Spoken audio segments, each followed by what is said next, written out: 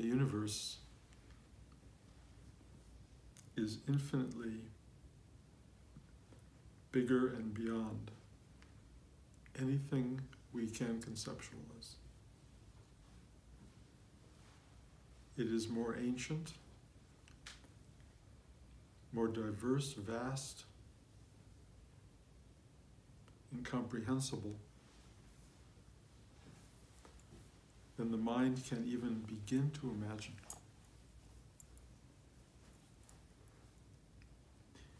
It has had many iterations, meaning there have been many, many, many universes. Our particular bubble, which scientists say has lasted 14 billion years, is one tiny little bubble in a vast tub, if you will, of billions of bubbles, all different universes coming and going. Before time existed, beyond time. And it's hard to believe how tiny our bubble is, and how tiny our little speck of Earth is in the midst of that tiny bubble. And how many universes there have been before us, and how many there will yet come.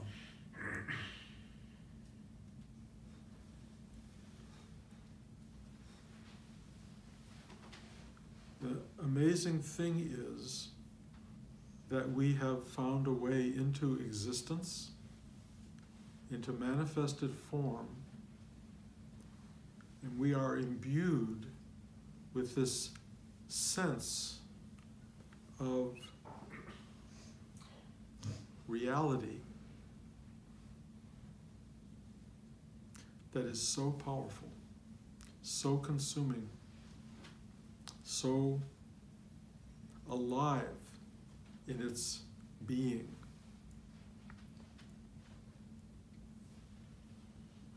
So completely engaged in time and space.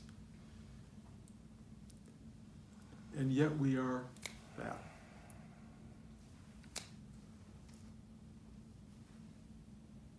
We come and go so quickly. And yet our coming enters into a fullness of being that is indescribable.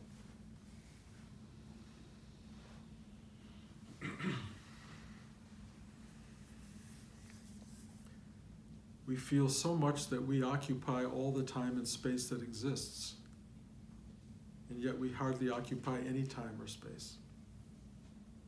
We flash through.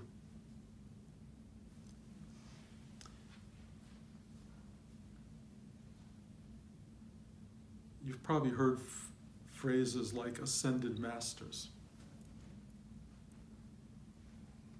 ancient beings. You may have even conceptualized or imagined beings that exist in universes that preceded this one, that somehow oversee, if you will, the unfolding of this particular space. Higher beings, they're called. Rudi used to call them the guys upstairs. I find often when I speak about the universe, I talk about what they want, what they're asking me to do, what they are directing me to do. And I've actually had people say, who's they? What do you mean they? And either they want you to say it, or to have it be impersonal and beyond the whole idea of personal interaction with something that has any kind of identity. And in a way,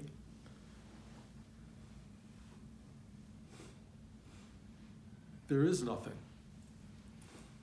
any more than we are anything.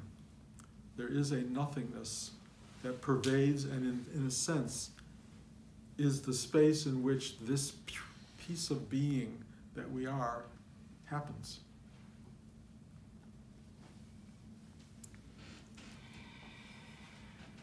I'm pushing this idea because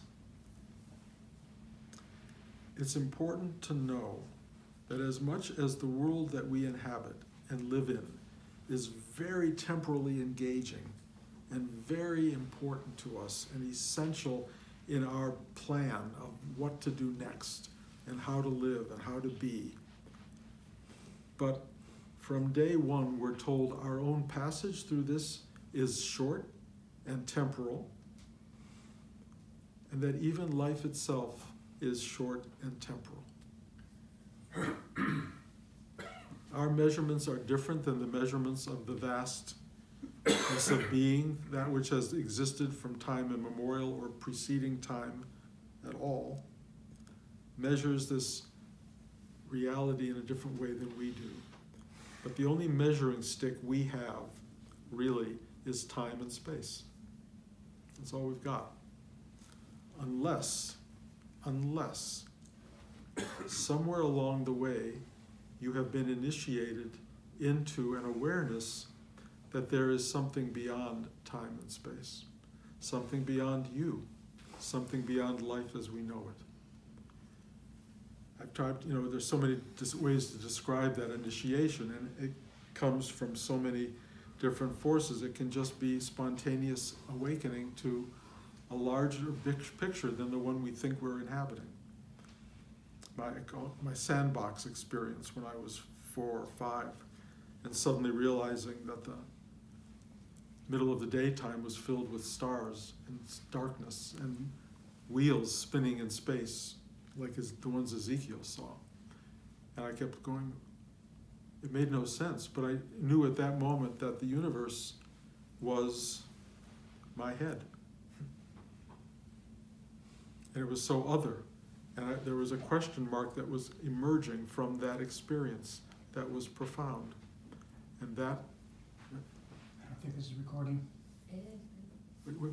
There's no... Let me see, hold on. beep there. No, it's fine. Okay, sorry. Okay. Just want to make sure. Yeah. Sorry to interrupt that. Sorry.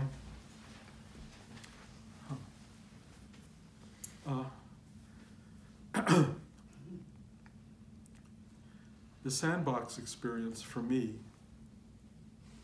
was the first iteration of an awareness that the materialized world that we know is somehow not as locked in to true form and identity as we think. And it opened me up to a certain kind of life that was a life kind of searching for, well, if it's not what it looks like, what is it? And of course, you all know my journey, and I can repeat it endlessly, and it gets beyond boring. But what I've been led on is a journey of expansion and awakening to something that is far beyond the world we see and the world we live in. It is hard to describe what it is, other than the fact that it permeates this realm. We are permeated by infinite, endless, eternal truth and being, even at the same time that we are just a tiny little momentary flash in its infinite vastness. It feels to me, the more I witness it, that we're very lucky to be here. We're very lucky to have a moment of what we might call witnessing through bodily awareness. We come into a body to taste, smell, touch, love, hate, whatever you choose, the truth of existence. When you are in pure, unmanifested form, the world is incipient in its power, it's a possibility, but it doesn't have form and texture and taste. When it makes itself known, as it goes through an enormous effort to do, we come into being, and we come into being to touch this, to see it, to feel it, And what we feel and discover is our time in its presence is limited. We get to glimpse it, we get to frolic in it, if you will. We get to run through it. We get to make love in it. We get to taste it and eat it. And we also get to suffer it. Because suffering comes out of impermanence. Suffering comes out of pain. Part of feeling is the feeling of being born into touching, loving, expressing ourselves in physical form, feeling the heat of the sun, feeling the wind, feeling the day, feeling another person's hand on our shoulder or clasped in our hands together. Those are really powerful. But then you have this disintegration that occurs, which is the breaking down of that crystallization or of that manifestation back into its original form. And suffering comes out of that. And so there are teachings that have emerged from ascended masters, if you will, who tell us that this is a short ride, use it well, love well, touch well, experience what this is, honor it, be in awe of it, be grateful for the wonder of it. The universe works very hard to make this moment possible. And this moment is infused with infinite being. Not only is it infused with infinite being, but there are infinite beings, if you will, or you can call it the plural, they, the guys upstairs, or it could be a singular. But I will tell you this, and it's really important. It is watching over you. It is in touch with you.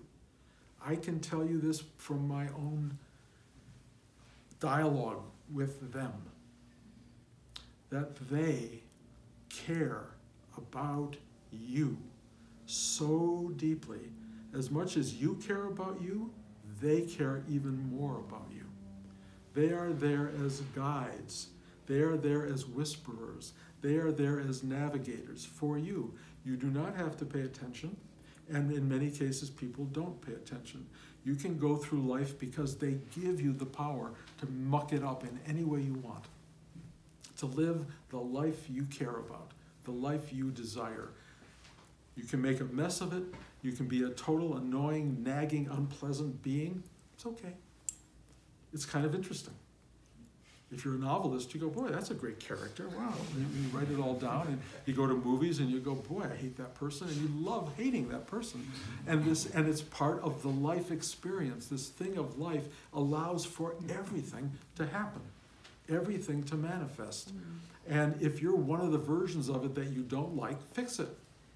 If you don't like what you've turned into, you have an opportunity to fix it. Or you can sit down and complain your entire life about what you didn't get and the bad deal you had and all of that stuff. And there are people out there who have real reason to complain, real reason to suffer. The world does not provide as easily as one would like for the sustenance of everybody, although it could. In the best of all possible worlds, we would recognize our collective being. We would feed each other, we would nurture each other, we would not go to war with each other, we would be satisfied with what we had, we would be nice, kind, compassionate beings. That is a potential for this very space we live in.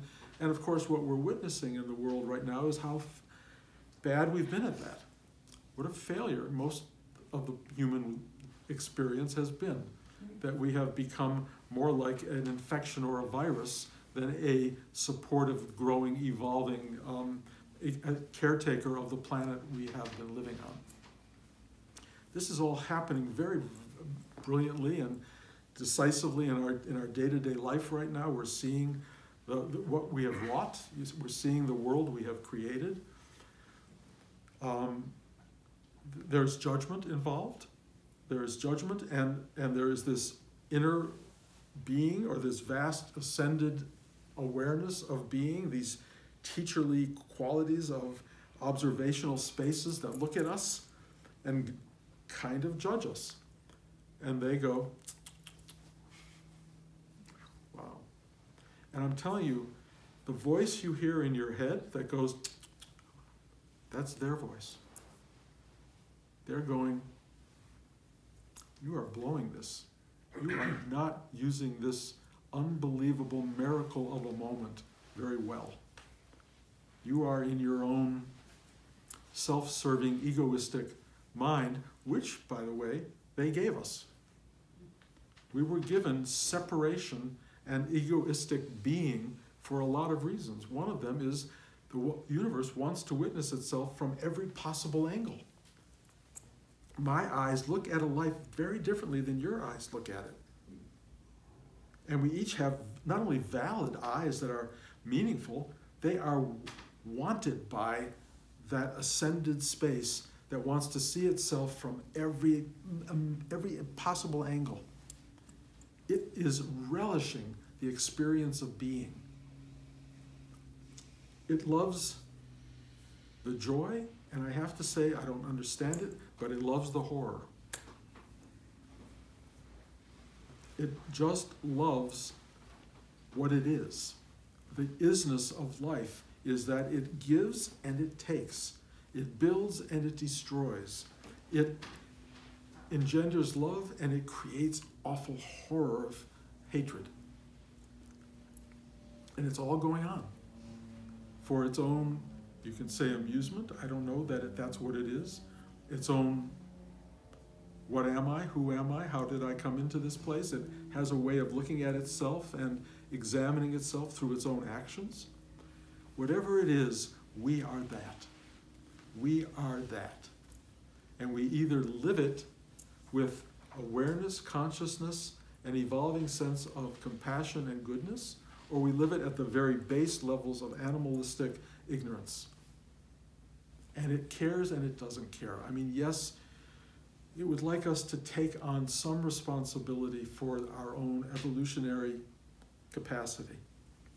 I think there is an uplift to the human experience. There is something that raises us up. We talk about the ascendant. There's the upward movement, and I've talked about that a lot recently because I really feel it.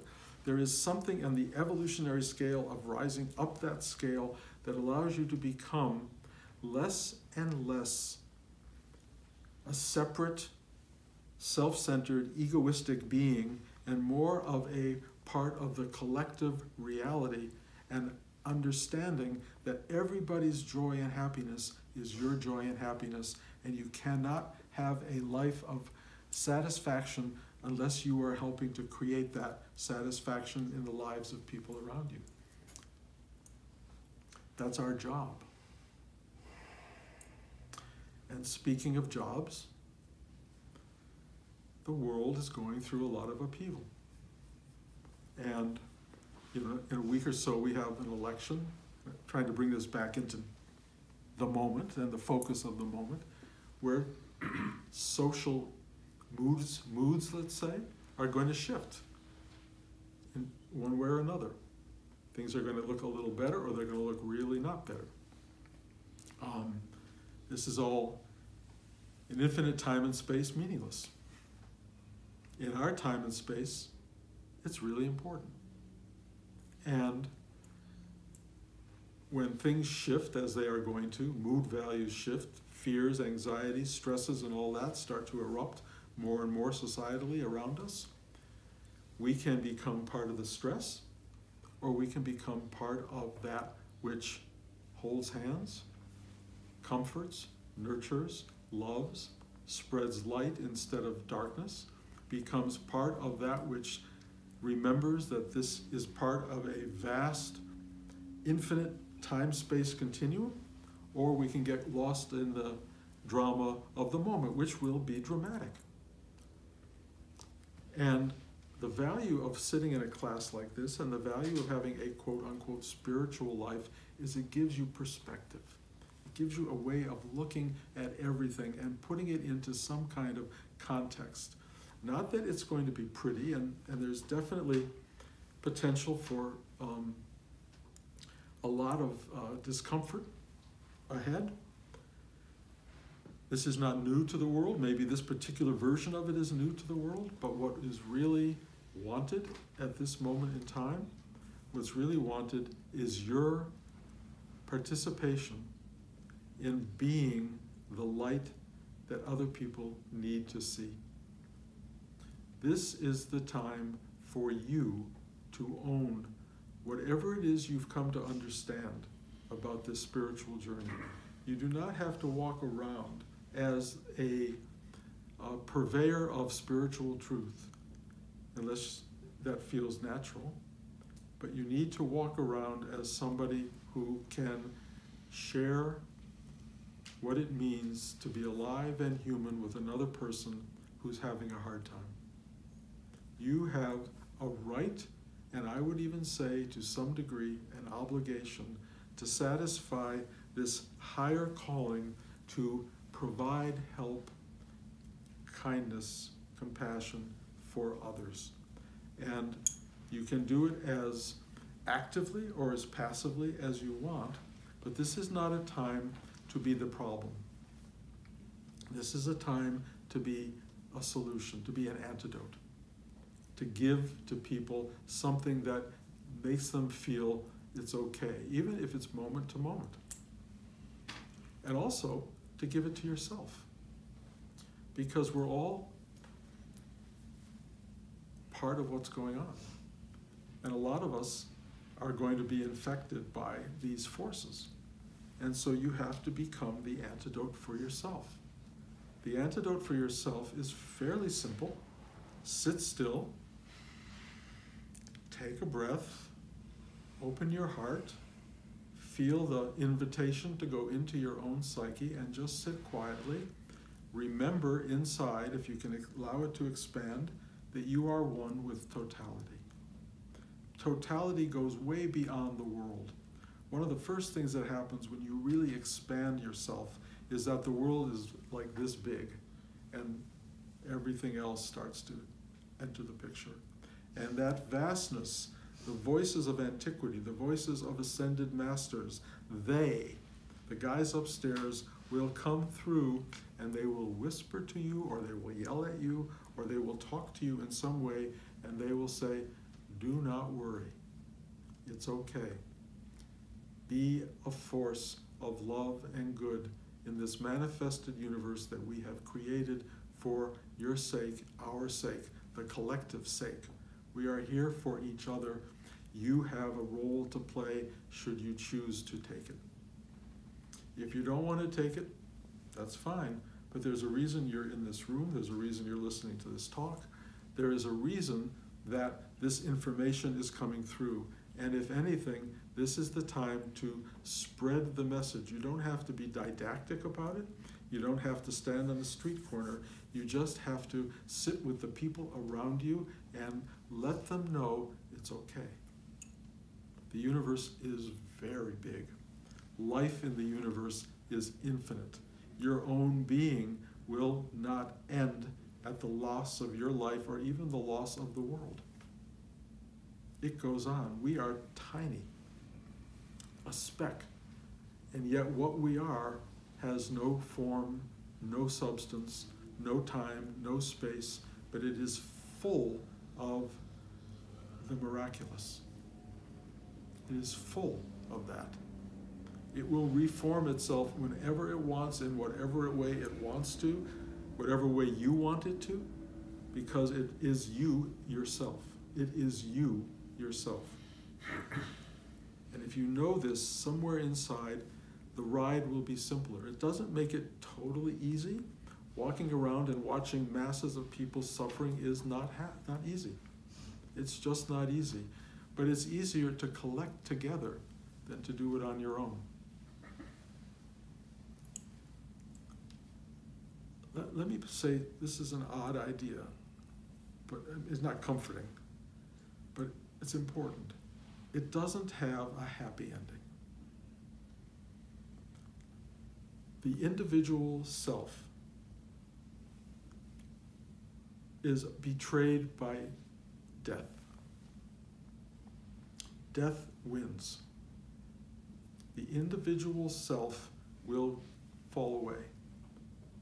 Those few of us, few of you, who go, thy will be done, will have an easier time of that. Some people struggle terribly. But the end of things is the end of you as a manifested being. The incredible thing about a spiritual journey is you begin to have intimations that the end of you is not the end. It's just a passageway. It's just a movement from one form of being to another. If you've had a spiritual journey, you will know that where you're headed has already been part of where you are. This is what we are. This is who we are.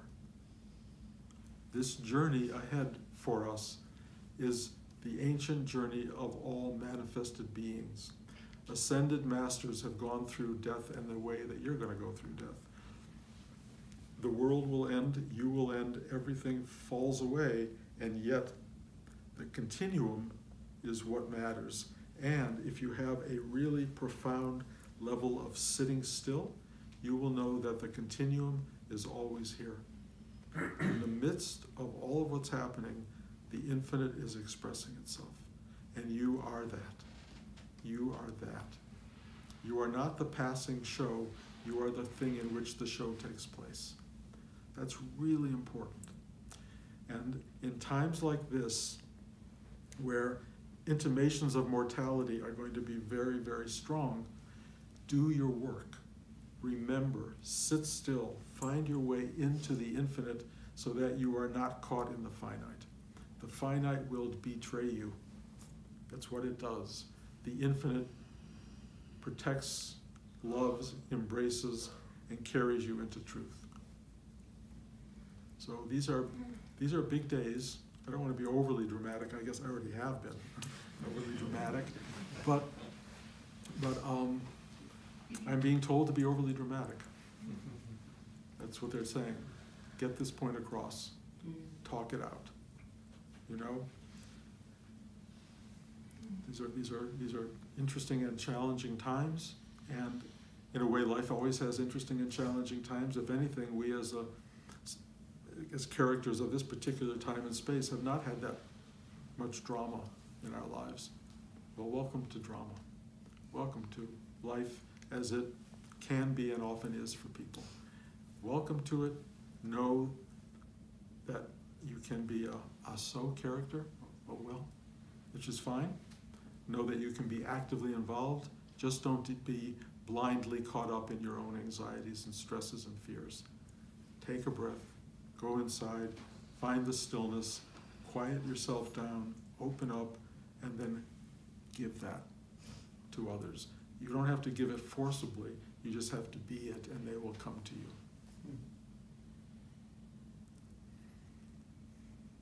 A friend of mine said the other day, if you're a lighthouse, you don't have to be the lighthouse keeper who goes out to every boat and tries to bring you to the light. Just be the light. Us on that note. Any questions?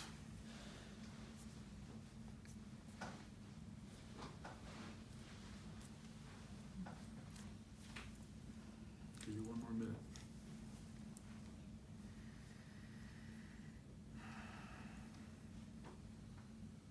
A technical question. When I sit in the mudra, I've noticed, I think even from day one, that I've heard that sitting with hands up so we can be open to higher level, but it feels like energetically I'm really connected to myself when I have my palms turned upward.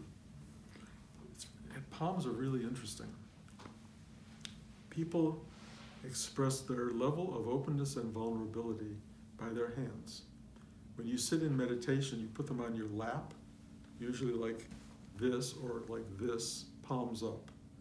And it is a place in which you are essentially exposed and available. Yes, uprising energy is a good way to look at it, but you are exposed to what is above. Most people's hands, if you watch them, are always in some kind of inner dialogue, mostly kind of protected, this is totally protected, or in some kind of place where they're hidden. But most people never sit with their hands like this, like this. The other element of sitting is to take your forefinger and your thumb and put them together. Forefinger and thumb together, Rudi would say holds energy inside, but it really has something else too. It is touching yourself. Touching yourself is part of why we're born. Touching the self. Watch a baby discover itself, its physicality. It's really powerful.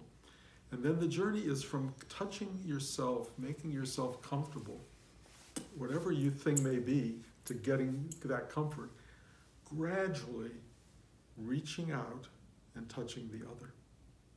It's all about touch. Hands are your mechanism of touch. Touching the other is the human journey. Going from touching the self to touching the other is really where we're going. And it's the other version of that is from I to we, to caring about others, to having compassion for the self and empathy and compassion for the other. That is the whole journey, honestly, from the singular to the plural, from the one to the one, really. But it is a journey that we're all on, and our hands, like everything else, trust me, every little tiny element of our day-to-day life is reflective of everything else. Hands are just a small little piece of it. And if you want to look at people and know something about them, one of the things, look at their hands. Where at any given moment, look where their hands are. And it will speak to you. It will say if they're really with you or they're not with you. If they're like this, they're not with you. You know? And if you're the President of the United States and you're addressing the world like this, that's not a good gesture. That's protecting, hiding, not being there. And if you can do this, you can literally feel the difference between this and that.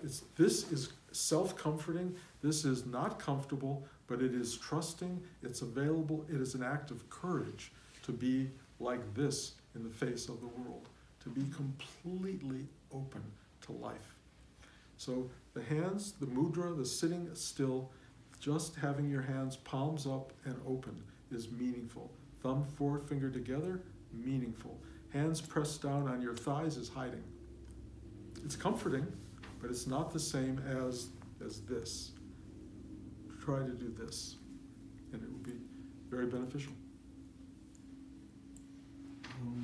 I guess I was told, or that I think you've mentioned, or that palms down maybe just being here, but palms up is kind of being open to high energy. But what I was asking, it feels like my head or eye energy, or sometimes heart, is connected to the palms up, and I wonder if that's instead of being connected to the higher up. Well, I mean, you can get too diagnostic about all this. But the answer is yes. Palms up is connected to something higher. Palms down is connected to something lower and more grounded. Sometimes there's a value in each, When your mind is trying to analyze and figure all this stuff out, it kind of gets in the way of the whole process anyway. So I would say intuit it, feel it. Feelings are a kind of knowing beyond mental. I think feeling is a big part of the human journey. To get into the depth of feeling, and most people go to a certain point and then they go, ooh, those are strange feelings. Ooh, that isn't comfortable. We only want to go so far, and we only want to embrace pleasurable, sweet feelings. We are beings of multiple feelings. And the feeling journey is really potent. And mostly as you go really deep inside, you're going into feelings you've never known before and that you will relate to as scary.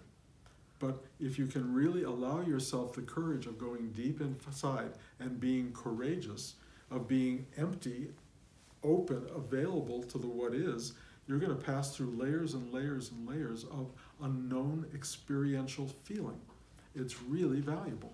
So, be careful when you talk about feeling, because a lot of people feeling is only like good feeling. But there's beyond that. And it becomes even the glorious uprising feelings of energy, they are really powerful. So you have to deal with feeling with power.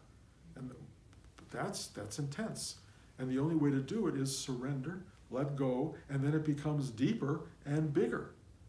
And you just keep doing that. And you go, huh. And then finally you're just going, okay. You learn, you just learn. You learn how to become an ascended master. let go of everything, and be one with all the power and love and beauty of the universe.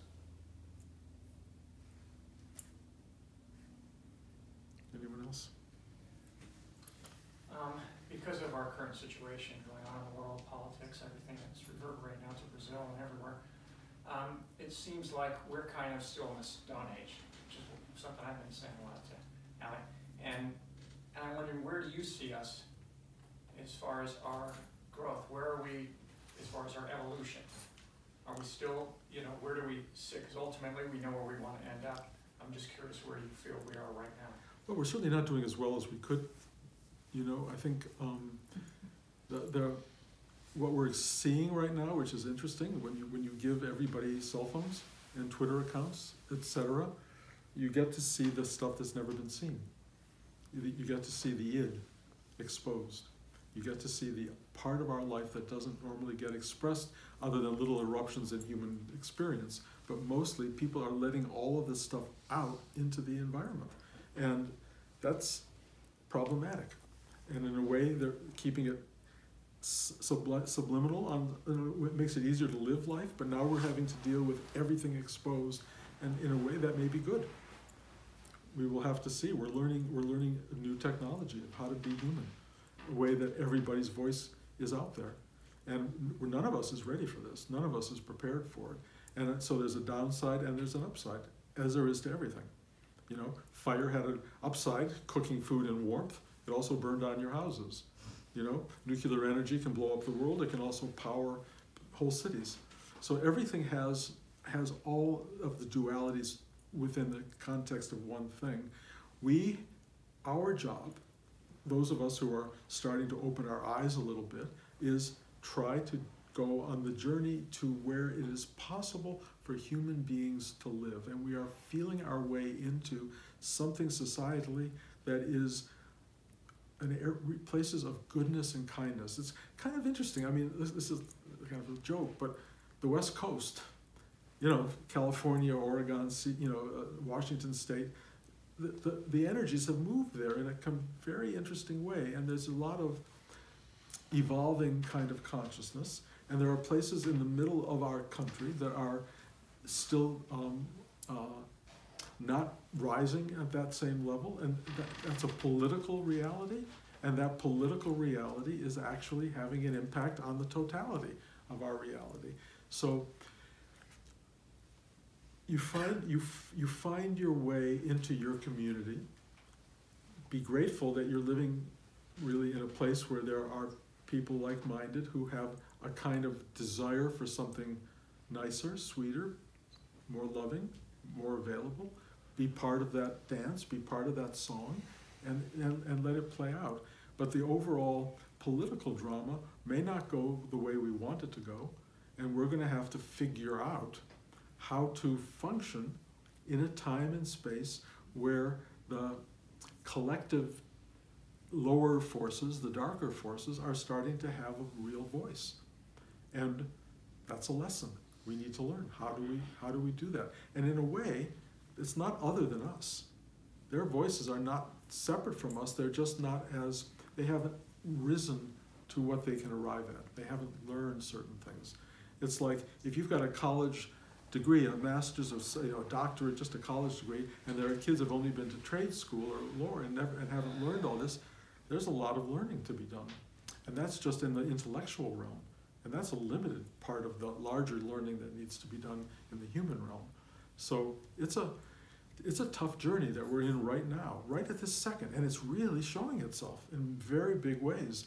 So we all have to find how do we arrive at a place of okayness with the what is of our lives. It's a struggle. It's work. And Rudi called what we do work. He called it spiritual work, because if it wasn't work, if you just went, then whatever happens, happens. But it really is an opportunity to take the difficulties of life, the day-to-day struggle, take them in and transform them into openness, clarity, action, love, compassion, all of these things. You transmute and transfigure dense matter into light matter. That's your job. And if you do it, you will serve yourself very well. Those watching over you will say, good job. Or they'll be looking at you and going, kind of your call. And everybody has to be on, we're all on. We're all being watched over. We're all accountable. And, you know, and what's wanted now is so big. I mean, and so impossible on some level, bringing the whole world together fast enough to change all of our energy systems and what we think. You know, there's no collective agreement on stuff. So we're going to watch that failure have impact, real impact. And we're all going to have to figure out, what do I do today? Do I move? Where do I go? How do I, all that kind of stuff's coming up really fast. So if we can share the journey on some level, talk about it, be honest about it, but my only response to it at this point in time is the transmutation of energies. And take your fear, your anxiety, your lack of knowing, breathe it in and turn it into something that understands everyone's going through this, and together we can at least reach out and embrace and share in this really complicated and really dynamic journey. Is there a they that's speaking into the ears of the, I don't know, I would say less wise, or people who are bringing the chaos and darkness? Yes, of course there is, of course. And, you know, the they that speaks to people in, you know, Maslow's hierarchy of needs, people who need food are not people who are searching for spiritual awakening. They're searching for, how do I feed my family? How do I get to work today? How do I pay my medical bills? All of that is a big, loud voice in most people's lives, and those people are not sitting here worrying about climate change. They're just not. They have a different agenda, and unfortunately, we cannot get all of us on the same page. We could if we were an enlightened society, where everybody was fed, everybody was housed, everybody had their medical concerns. But even that has problems in the cultures where they've tried to do that. You know, there are people who don't want to work, and it's so many. The world is unbelievably dualistic on so many levels. You know, good and bad, up and down. But the spiritual awareness is that it's all one thing. I don't know what the job is for us other than try to help lift up whoever is around you to the next level of availability to goodness and kindness and the beauty of the world we live in. That's what else can we do? We're not singularly. We cannot necessarily go out there and change the totality. We are powerless on some level. We can use our little bit of power, but beyond that, we can't do anything. But little bit of power every day impacts. It just does. So it's not wasted. It's not wasted. But the voice that's speaking to all of us speaks at the level you live at, and you don't. And someone living at, how do I feed my family, is not hearing, take a breath and feed and have compassion for the world. Maybe they are, maybe, but mostly there are other issues, and we need to help those people. I mean, the level of need in the world is beyond belief, and your job isn't to be Mother Teresa, unless it is. Your job is, Rudi would call it, take care of the mandala. What's right next to you? The person you're living with, or the people. The mandala must be cared for, and then you spread out, and you spread out, but don't lose sight of taking care of what's in front of you. That is the most important thing. And in the talk I gave a week or so ago with Rudi's old idea, if it's in front of you, it's yours. Don't look to take care of that thing over there, take care of the thing right here. A lot of people look elsewhere because it's easier. But the thing in front of you, that's what's important. Okay? Okay. We'll be back coming here for Thanksgiving. And I think the weekend before Thanksgiving, we'll be here 2 weeks in a row. Wow. And I get to see you guys if you show up 2 weeks in a row. I look forward to it. And I really, really thank you for coming. You know, I mean, none of this gets said if you aren't here to hear it and want it. And you know,